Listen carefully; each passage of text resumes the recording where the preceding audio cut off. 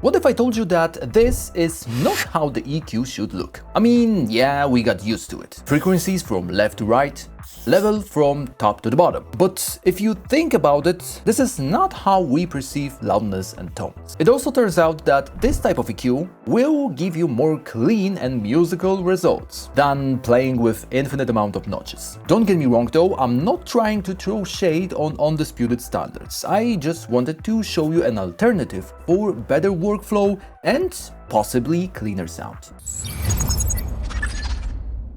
So before parametric EQs shaped into those with spectrum view and unlimited bands, the most popular tone shapers were those with knobs and very limited frequency ranges and boosting and cutting areas. Purely parametric EQ forces you to work within a specific scale. But more importantly, it forces you to use your ears instead of eyes while searching to resonances or peaks inside your spectrum view. The other benefit of using classic EQs is that those ranges are not just random values that someone put there for fun. Those are like trusted sweet spots tested out on many hit records. Take the SSL 8K boost or the legendary Pultec 60Hz.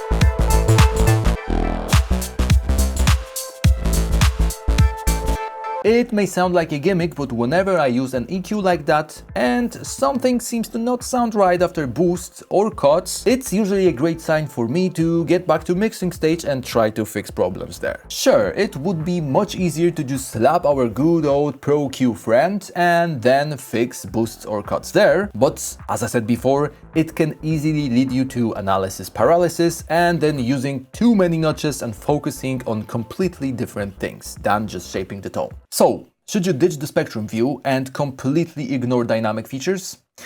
Well, not exactly, and I have good news for you. There is a middle ground for those two types of workflow, but before I show it to you, if you really enjoyed the video, make sure to leave a like and click the subscribe button. Going back to how we perceive tones as humans. Lower bass rumble is usually felt in the chest, stomach, or generally in lower parts of your body. Not the ones you thought of right now, but that depends on you. Now, when something is harsh or simply bright, you hear it sizzling at the top of your head, while the rest feels untouched. Now, what about the volume? Have you noticed that if something is louder, it usually feels closer to you, and the quieter sounds are like pushed further?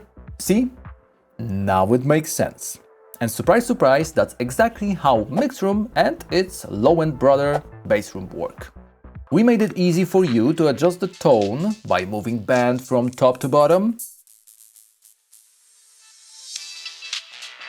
and then boosting or cutting level by moving the band further or closer to you.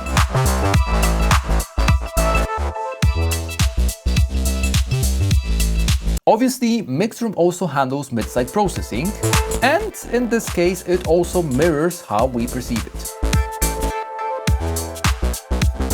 In addition to that, it also offers you presets, but unlike the other ones from the plugins you know, those are based on fed signal. It means that suggested adjustments are tailor-made for your mix.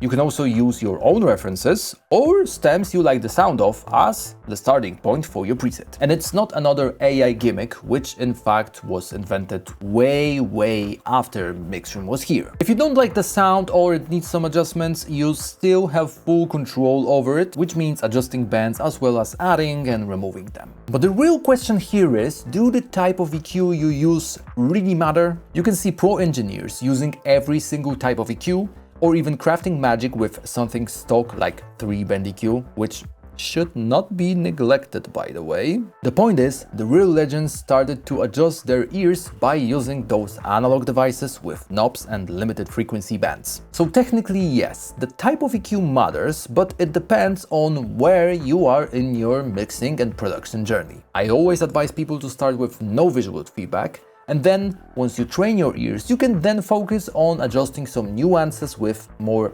advanced EQs. That being said, as much as I try to be objective, Mix room and bass room really offer you the best of both worlds. And with addition of guiding presets, you can then get to the point much quicker. If that sounds like a plan to you, then check the links in the description and grab a fully working free trial of both.